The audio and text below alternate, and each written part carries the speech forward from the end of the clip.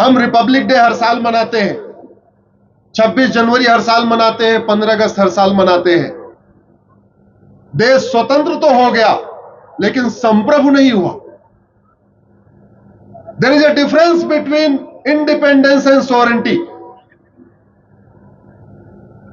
स्वतंत्र होने का मतलब अंग्रेज चले गए, हमारा प्रधानमंत्री भी भारत का होगा, हमारा मुख्यमंत्री भी भारत का होगा, हमारा कलेक्टर भी भारत का होगा, हमारा लेखपाल, पटवारी, कानून को सब भारत के होंगे, ये हो गया स्वतंत्र। लेकिन संप्रभुता तो आई नहीं। गुलामी का नाम चल रहा है, गुलामी का निशान चल रहा है, गुलामी की परंपराएं चल रही हैं, गुलामी की कुरीतियां चल रही हैं, गुलामी की शिक्षा व्यवस्था चल रही है, गुलामी की चिकित्सा व्यवस्था चल रही है, गुलामी की पुलिस व्यवस्था चल रही है, गुलामी की न्यायिक व्यवस्था चल रही है, गुलामी की प्रशासनिक व्यवस्था चल रही है, गुलामी का टैक्स सिस्टम चल रहा है, सब कुछ गुलामी वाला। हम स्वतंत्र तो हो गए लेकिन संप्रभु नहीं हुए। क्यों? हमने ठीक से डिमांड नहीं किया। और दुर्भाग्य की बात यह, इन विषयों पे जहां आज ये महाबलेश्वर में हम चर्चा कर रहे हैं, कभी लोकसभा, राज्यसभा, विधानसभा में इस पे चर्चा ही नहीं हुई। नेताओं ने हमें केवल जातियों के आधार पर बांटा, भाषा के आधार पर बांटा, क्षेत्र के आधार पर बांटा, अगड़ा पिछड़ा किया, दलित सवर्ण किया। वह हमें बांट बांट के हमें लूटते रहे।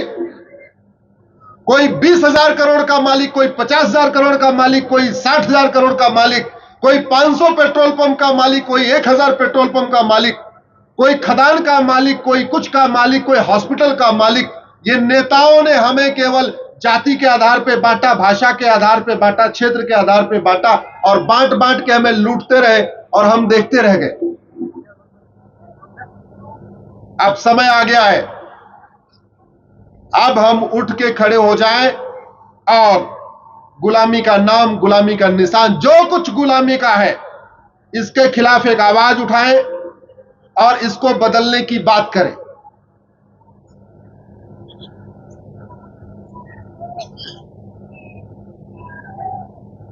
कैसे कैसे कानून बनाया गया,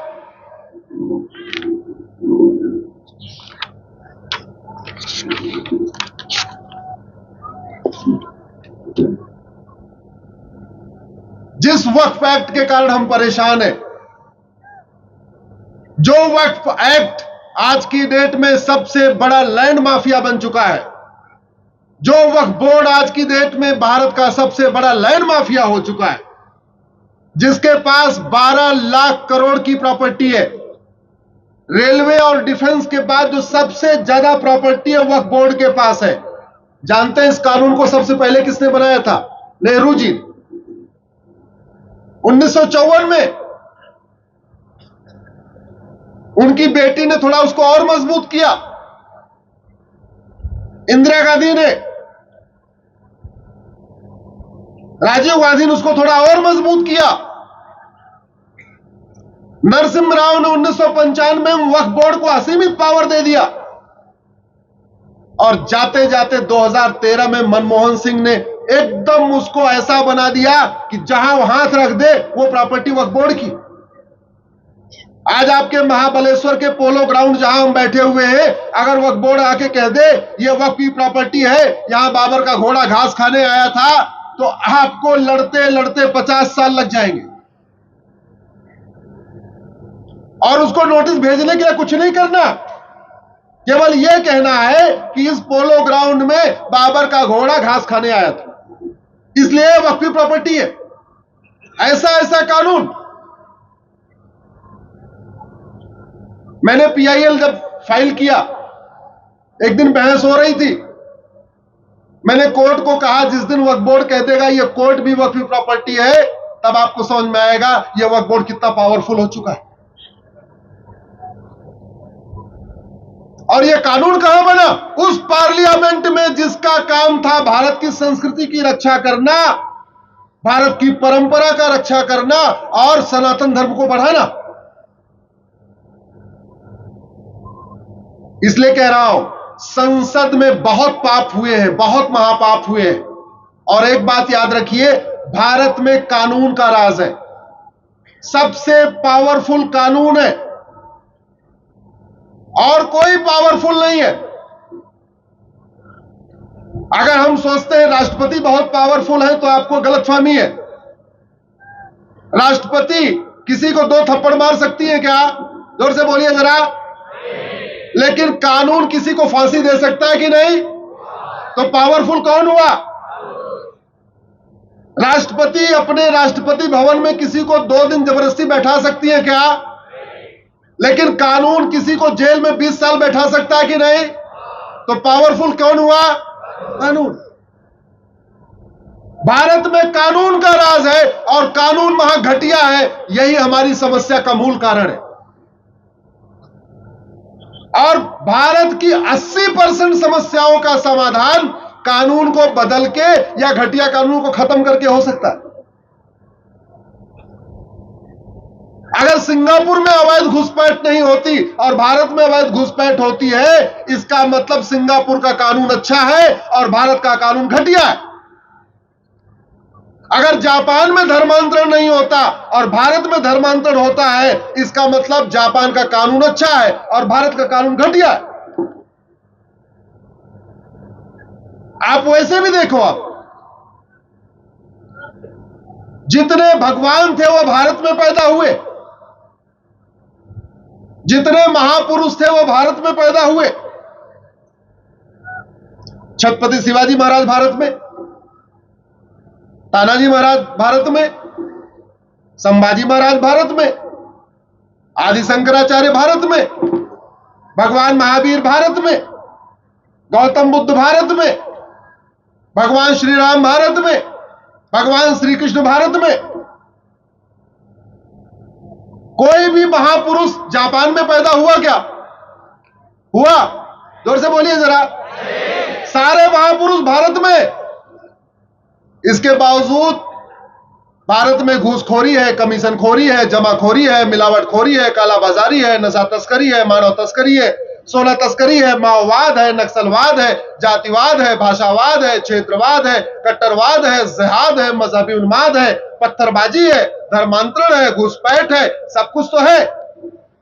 ये जो कुछ भारत में है, जापान में क्यों नहीं है? जानते हैं? क्योंकि वहां का कानून बहुत कठोर है। आज हमारी यंग जनरेशन नशे के कारण बर्बाद हो रही है। ये डिस्को बार हमारी संस्कृति को मजबूत करता है, खराब करता है? जोर से बोलिए जरा। ये बियर बार हमारी संस्कृति को मजबूत करता है, खराब करता है? ये हुक्का बार, ठुक्का बार, बियर बार, पता नहीं कौन कौन कितने बार, डांस बार, ये हमारी संस्कृति को मजबूत करते हैं, खराब करते हैं? इसका लाइसेंस कौन देता है? सरकार। तो सरकार हमारी संस्कृति को मजबूत कर रही है, खराब कर रही है? और संविधान का आर्टिकल 47 कहता है नशाबंदी, शराबबंदी करना सरकार का काम है। इसका मतलब यह हुआ, इस संविधान की शपथ लेके, संविधान की शपथ लेके संविधान के साथ गद्दारी हो रही है कि नहीं?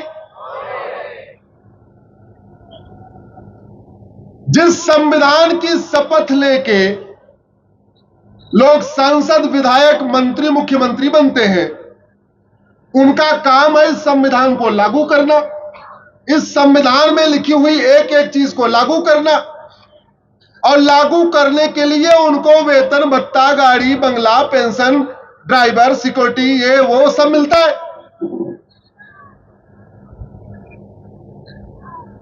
अगर ड्राइवर ठीक से अपना इलाज न करे तो वो गद्दारी किया कि नहीं? अगर ड्राइवर ठीक से गाड़ी न चलाए तो गद्दारी किया कि नहीं?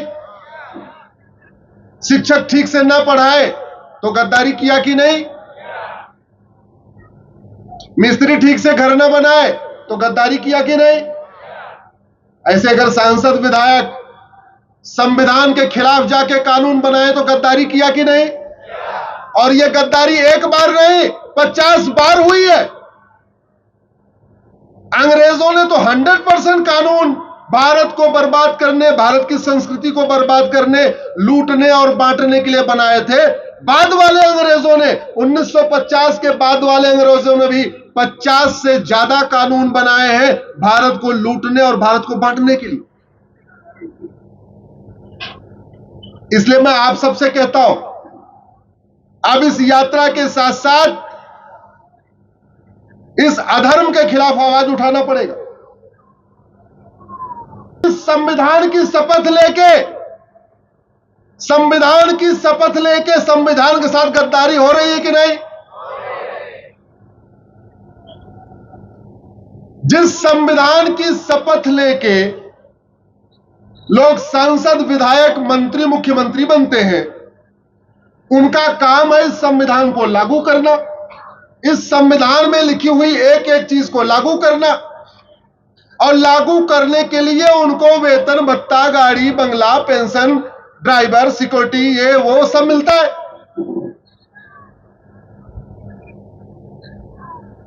अगर ड्राइवर ठीक से अपना इलाज न करे तो वो गद्दारी किया कि नहीं? अगर ड्राइवर ठीक से गाड़ी न चलाए तो गद्दारी किया कि नहीं? शिक्षक ठीक से न पढ़ाए तो गद्दारी किया कि नहीं? मिस्त्री ठीक से घर न बनाए तो गद्दारी किया कि नहीं? ऐसे अगर सांसद, विधायक संविधान के खिलाफ जाके कानून बनाए तो गद्दारी किया कि नहीं? और यह गद्दारी एक बार नहीं 50 बार हुई है। अंग्रेजों ने तो 100% कानून भारत को बर्बाद करने, भारत की संस्कृति को बर्बाद करने, लूटने और बांटने के लिए बनाए थे। बाद वाले अंग्रेजों ने 1950 के बाद वाले अंग्रेजों ने भी 50 से ज्यादा कानून बनाए हैं भारत को लूटने और भारत को बांटने के लिए।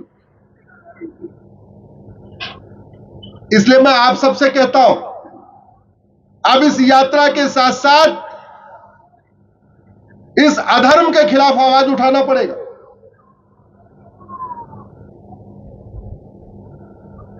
यह जब भारत का संविधान बना तो इसमें चित्र बने हुए थे। भारत के संविधान में राम दरबार था, राम, लक्ष्मण, सीता की फोटो थी। भारत के संविधान में भगवान कृष्ण की फोटो थी, वो कुरुक्षेत्र में अर्जुन को उपदेश दे रहे थे। भारत के संविधान में भगवान शिव, नटराज की मूर्ति थी। भारत के संविधान में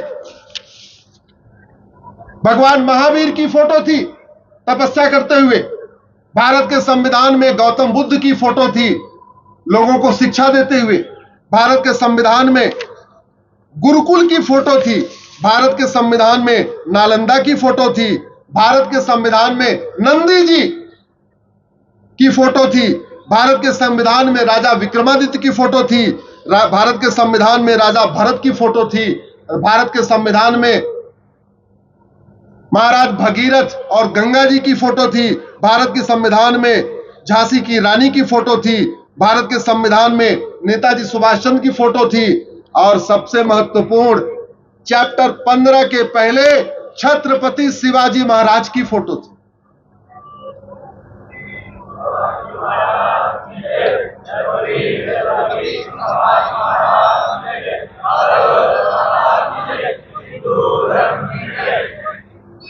और ये जितनी फोटो थी ये चैप्टर के हिसाब से कुछ खास संदेश देने के लिए थी। संविधान का जो चैप्टर 15 है, पार्ट 15 है, वो इलेक्शन से रिलेटेड है, चुनाव से संबंधित है। उस चैप्टर 15 पे छत्रपति शिवाजी महाराज और गुरु गोविंद सिंह की फोटो थी। वो फोटो चैप्टर 15 में क्यों थी? इसलिए थी कि जब वोट देने लोग जाएं तो छत्रपति शिवाजी महाराज को याद करें, गुरु गोविंद सिंह को याद करें।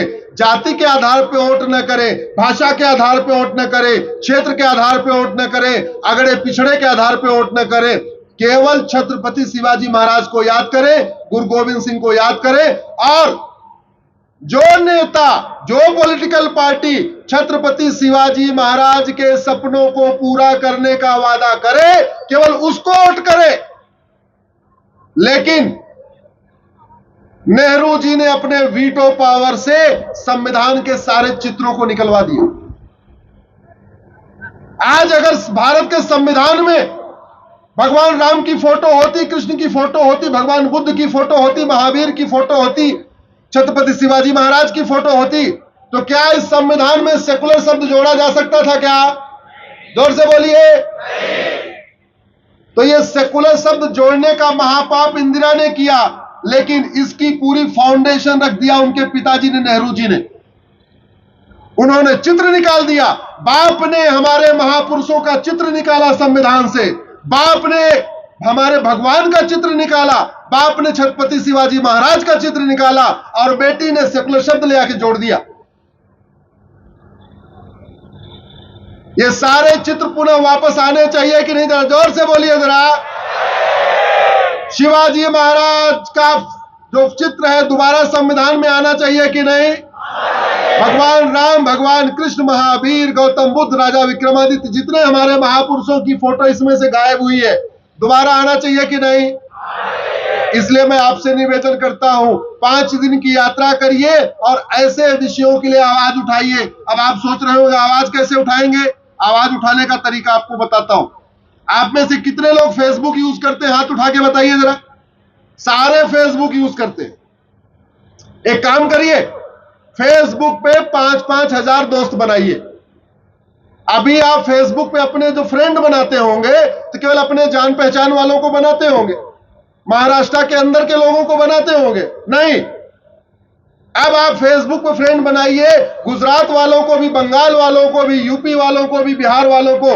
न जाति देखिए, न भाषा देखिए, न क्षेत्र देखिए, न प्रांत देखिए, पूरे भारत के लोगों को अपने फेसबुक में जोड़िए। और ये जो पार्लियामेंट के अंदर महापाप हुए हैं, इन पापों को लिखना शुरू करिए। क्योंकि रोज रोज सड़क पे आके कोई मांग करना ठीक नहीं है। अगर कोई चीज सोशल मीडिया के जरिए हो सकती है तो काहे लिए रोज रोज आना? 5 दिन की यात्रा तो आप पहले ही करते। लिखना शुरू करिए। अब आप सोचिए, अभी आप यहां 1 लाख बैठे हुए, अगर सबके 5-5 हजार फ्रेंड हो जाए फेसबुक पे, तो आपकी बात 5 करोड़ लोगों तक पहुंच जाएगी। पहुंची कि नहीं पहुंची? कोई मेहनत करना पड़ा क्या? बस केवल फ्रेंड बनाना है। हमारे फेसबुक से जुड़ जाइए। हमारा एक फेसबुक का पेज है, उस पर 6-6.5 लाख लोग हैं। आप वहां से जुड़ जाइए, आपको रेगुलर ऐसे वीडियोस मिलते रहेंगे। इस भारत के संविधान का लक्ष्य है राम राज्य की स्थापना, और राम राज्य का मतलब होता है, मेरे साथ जोर से बोलिए, धर्म की, अधर्म का, प्राणियों में, विश्व का। धर्म की जय करना पड़ेगा, अधर्म का नाश करना पड़ेगा, प्राणियों में सद्भावना और भारत का कल्याण। एक बात ध्यान रखिएगा, ये जो 4 वाक्य है ना, इसमें जो सबसे इंपॉर्टेंट है वो है अधर्म का नाश। अधर्म का नाश किए बिना धर्म की जय नहीं हो सकती। अधर्म का नाश किए बिना प्राणियों में सद्भावना नहीं हो सकती। अधर्म का नाश किए बिना भारत का कल्याण नहीं हो सकता, विश्व का कल्याण नहीं हो सकता। और अधर्म का नाश करना यह हमारी ड्यूटी नहीं है, यह ड्यूटी सरकारों की है। ऐसे कठोर कानून बनाए कि आदमी अधर्म करने के पहले 10 बार सोचे। घूसखोरी धर्म है कि अधर्म?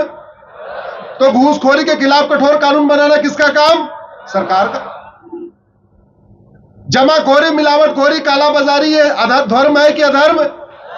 कानून बनाना किसका काम? सरकार। ये आवाज घुसपैठ हो रही है रोहिंग्या बांग्लादेशी, ये अधर्म है कि नहीं? कानून बनाना किसका काम? सरकार। भाई अगर आप किसी बांग्लादेशी को जाके पकड़ के अगर मान लो 2 डंडे मार दोगे, तो याद रखना उस घुसपैठिए के खिलाफ केस तो बाद में होगा, आपके खिलाफ पहले केस हो जाएगा। होगा कि नहीं होना?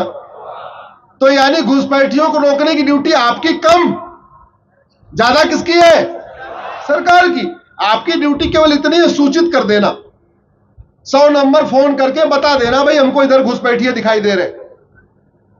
लेकिन उनके खिलाफ कानून बनाना किसका काम है? सरकार।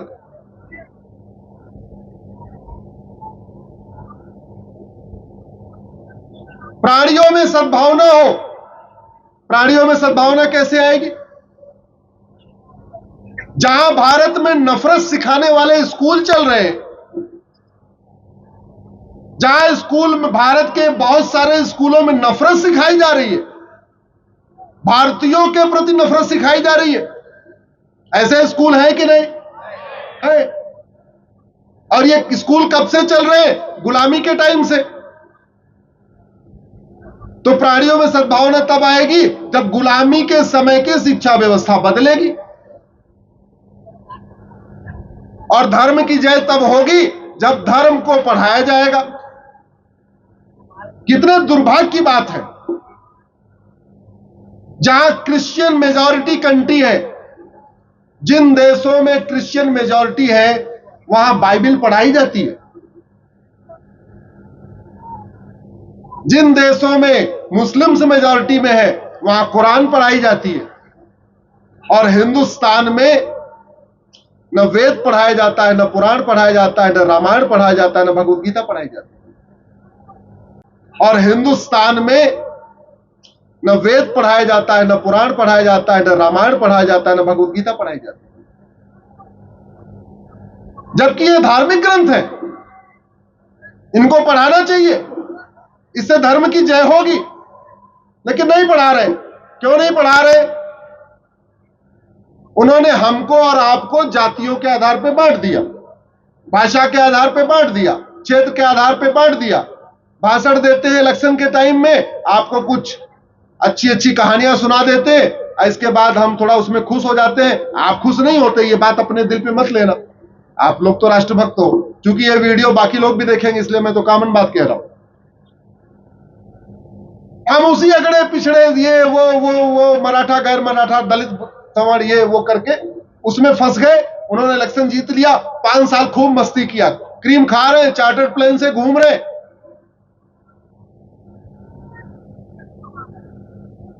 सांसदों और विधायकों के ऊपर हर साल 55,000 करोड़ रुपए खर्च होता है। कितना? 55,000 करोड़।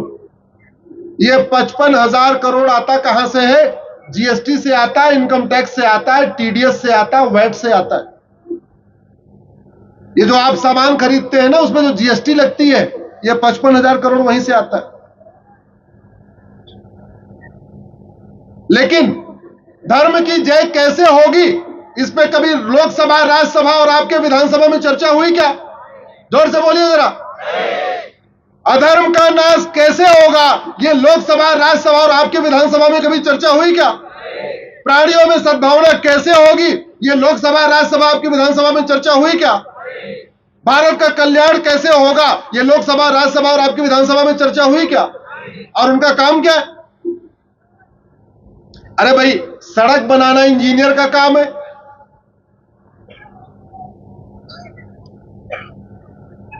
जैसे दवाई देना डॉक्टर का काम है, शिक्षा देना टीचर का काम है, घर बनाना मिस्त्री का काम है, वैसे सांसद विधायक का काम क्या है? केवल तू मैं करना, आरोप प्रत्यारोप करना, बतौलेबाजी करना, भाषण देना, केवल यही काम है क्या? उनका काम है कानून बनाना, और कानून घटिया कानून नहीं, सर्वोत्तम कानून बनाना। ऐसा कानून बनाना जिससे धर्म की जय हो, ऐसा कानून बनाना जिससे अधर्म का नाश हो, ऐसी शिक्षा व्यवस्था लागू करना जिससे प्राणियों में सद्भावना हो, ऐसी व्यापार व्यवस्था लागू करना जिससे भारत का कल्याण हो, विश्व का कल्याण हो। यही तो काम है। लेकिन हुआ नहीं। क्यों? ना आपने मांगा, जब आपने मांगा नहीं तो वो सप्लाई नहीं हुई, क्योंकि डेमोक्रेसी में डिमांड और सप्लाई होती है। आप जो डिमांड करेगी, जनता जो डिमांड करेगी, शासन उसको सप्लाई करेगा। हम बटे रहे और बटे रहे, इसका नतीजा यह हुआ कि कभी इस पर ध्यान ही नहीं किया। मैंने सुप्रीम कोर्ट में पीआईएल फाइल किया। हमने कहा बाबर चला गया, हुमायूं चला गया, तुगलक, गजनी, गोरी सारे चले गए, इनके नाम पे सड़क, मोहल्ले, गलियां क्यों चल रही? और साल भर में एक सड़क को नाम बदल दिया, फिर अगले साल एक सड़क का और नाम बदल दिया। ऐसे करते करते अगले 500 साल तक सड़क का नाम कंप्लीट ही नहीं हो पाएगा। मैंने सुप्रीम कोर्ट में कहा है कि रीनेमिंग कमीशन बनाइए, उसमें हिस्टोरियन भी हो, एएसआई के लोग भी हो, हर तरीके के लोग हो, इतिहासकार भी हो, जज भी हो, बुद्धिजीवी भी हो, पत्रकार भी हो, और तय कर लीजिए कि शहरों का प्राचीन नाम क्या है, और जो नाम है उसको बदल दीजिए। एक ही झटके में सबका बदल दीजिए। ऐसे थोड़ी कि एक नाम बदला फिर एक इलेक्शन जीता, फिर एक शहर का नाम बदला फिर एक इलेक्शन जीता, फिर एक शहर का नाम बदला फिर एक इलेक्शन के जीता। ऐसे तक अगले 100 साल तक कभी शहरों का नाम कंप्लीट हो ही नहीं पाएगा।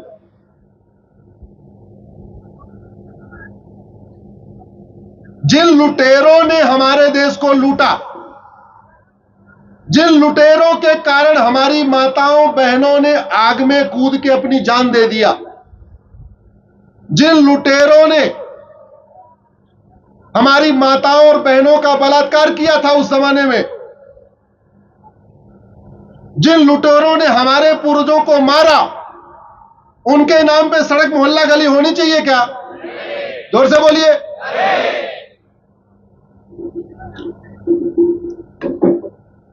एक मुर्शीद खान नाम का लुटेरा था, उसने हमारे कीर्तेश्वरी को मुर्शिदाबाद बना दिया। वो बंगाल में आज तक मुर्शिदाबाद है। और जानते हैं, कीर्तेश्वरी हमारे 51 शक्तिपीठों में एक है। जो हमारे देवी के 51 शक्तिपीठ हैं उसमें से एक कीर्तेश्वरी है। आज की डेट में वो कीर्तेश्वरी आप ढूंढते रहिए, आपको गूगल में कहीं नहीं मिलेगा, क्योंकि उसका नाम मुर्शिदाबाद हो गया। एक हमारा दूसरा शक्तिपीठ है विंध्याचल। मिर्जा खान नाम का लुटेरा गया, उसने विंध्याचल को मिर्जापुर बना दिया। भगवान परशुराम के पिताजी महर्षि जमदग्नि का जहां आश्रम था, वहां पे जौना खान नाम का लुटेरा गया, उसको जौनपुर बना दिया। मुजफ्फर खान ने विदेह को मुजफ्फरपुर बना दिया।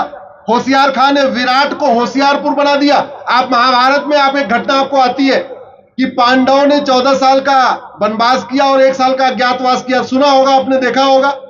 वो 1 साल का अज्ञातवास कहां किया था? विराट में। अब उस विराट को आप भारत में ढूंढते रहिए, आपको नहीं मिलेगा। क्यों? क्योंकि होशियार खान नाम के लुटेरे ने उस विराट को होशियारपुर बना दिया। गाजी खान ने गजप्रस्थ को गाजियाबाद बना दिया। पांडवों ने 5 गांव, भगवान कृष्ण ने 5 गांव मांगे थे महाभारत के युद्ध के पहले, याद है आपको? 5 गांव, इंद्रप्रस्थ, तिलप्रस्थ, सोनप्रस्थ, पानप्रस्थ, व्याघ्रप्रस्थ। अब उन 5 गांवों को आप ढूंढते रहिए, भारत में आपको नहीं मिलेंगे, क्योंकि 5 के 5 वो जो स्थान थे उनका नाम बदल गया। फरीद खान ने तिलप्रस्थ को फरीदाबाद बना दिया। फरूख खान ने पांचाल को फरुखाबाद बना दिया। मुराद खान ने रामगंगा नगर को मुरादाबाद बना दिया। बेगू खान ने अजातशत्रु नगर को बेगूसराय बना दिया। शरीफुद्दीन ने नालंदा बिहार को बिहार शरीफ बना दिया। दरभंग खान ने द्वारबंगा को दरभंगा बना दिया। हाजी शमसुद्दीन ने हरिपुर को हाजीपुर बना दिया। जमाल खान ने सिंह जानी को जमालपुर बना दिया। अहमद शाह ने कर्णावती को अहमदाबाद बना दिया। बुरहान ने भगनापुर को बुरहानपुर बना दिया। होशंग शाह ने नर्मदापुरम को होशंगाबाद बना दिया। अहमद शाह ने अंबिकापुर को अहमदनगर बना दिया। तुगलक ने देवगिरी को तुगलकाबाद बना दिया। उस्मान अली ने धाराशिव को उस्मानाबाद बना दिया। फरीद खान ने मोकलहार को फरीदकोट बना दिया। मुजफ्फर खान ने लक्ष्मीनगर को मुजफ्फरनगर बना दिया। शाहजहां ने गोमती नगर को शाहजहांपुर बना दिया। बख्तियार खिलजी ने नालंदा को बख्तियारपुर बना दिया। करीमुद्दीन ने करीमनगर बना दिया। महबूब खान ने महबूबनगर बना दिया। अली मीर जाफर ने अलीपुर बना दिया। भाग्यनगर को हैदराबाद बना दिया। इंदौर को निजामाबाद बना दिया। भिटौरा को फतेहपुर बना दिया। हरिगढ़ को अलीगढ़ बना दिया। अंबिका नगर को अमरोहा बना दिया। आजमगढ़ को आजमगढ़ बना दिया। जसनौल को बाराबंकी बना दिया। गाजीपुर को गाजीपुर बना दिया। ऐसे 700 नाम है। अगर एक एक नाम एक एक साल में बदलेंगे तब तो 700 साल लग जाएगा। एक ही झटके में बदल देना चाहिए। बदलना चाहिए कि नहीं? आपने लेकिन मांगा नहीं। मांगा क्या आज तक आपने? मांगना पड़ेगा। जाति, भाषा, क्षेत्र से ऊपर उठिए, सबको जोड़िए। सोशल मीडिया का उपयोग करिए जोड़ने के लिए, और राष्ट्रहित के मुद्दों को आगे बढ़ाइए। उससे परिवर्तन आएगा। ये इतिहास में आज भी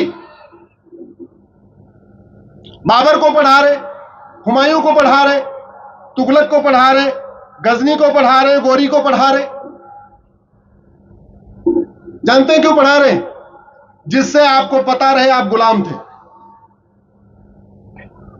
आपको गुलामी याद दिलाई जा रही है। इतिहास में पढ़ा पढ़ा के गुलामी याद दिलाई जा रही है, और जो हमारे महापुरुष थे, हमारे महाराज, बड़े बड़े राजा थे, उनको नहीं पढ़ाया जा रहा। बाकी तो छोड़िए, भगवान श्री राम के पूर्वजों को भी इतिहास में नहीं पढ़ाया जाता। बाबर, हुमायूं, तुगलक, गजनी, गोरी आपने पढ़ा कि नहीं पढ़ा? पढ़ा। आपने कभी महाराज कश्यप के बारे में पढ़ा क्या? जोर से बोलिए जरा। आपको महाराज इच्छाक को नहीं पढ़ाया जाता, महाराज कुच्छी को नहीं पढ़ाया जाता, महाराज पृथ्वी को नहीं पढ़ाया जाता, महाराज धुंधमार को नहीं पढ़ाया जाता, महाराज मानधाता को नहीं पढ़ाया जाता, महाराज सुसंधि को नहीं पढ़ाया जाता, महाराज ध्रुसंधि को नहीं पढ़ाया जाता, महाराज भरत को नहीं पढ़ाया जाता, महाराज सगर को नहीं पढ़ाया जाता, महाराज अंशुमान को नहीं पढ़ाया जाता, महाराज दिलीप को नहीं पढ़ाया जाता, महाराज भगीरथ को नहीं पढ़ाया जाता, महाराज रघु को नहीं पढ़ाया जाता, महाराज शंखन को नहीं पढ़ाया जाता, महाराज सुदर्शन को नहीं पढ़ाया जाता, महाराज मरु को नहीं पढ़ाया जाता, महाराज ययाति को नहीं पढ़ाया जाता, नवाब को नहीं पढ़ाया जाता, अज को नहीं पढ़ाया जाता, दशरथ को नहीं पढ़ाया जाता। और पढ़ा किसको रहे? बाबर, हुमायूं, तुगलक, गजनी, गोरी। क्या लेना देना इससे?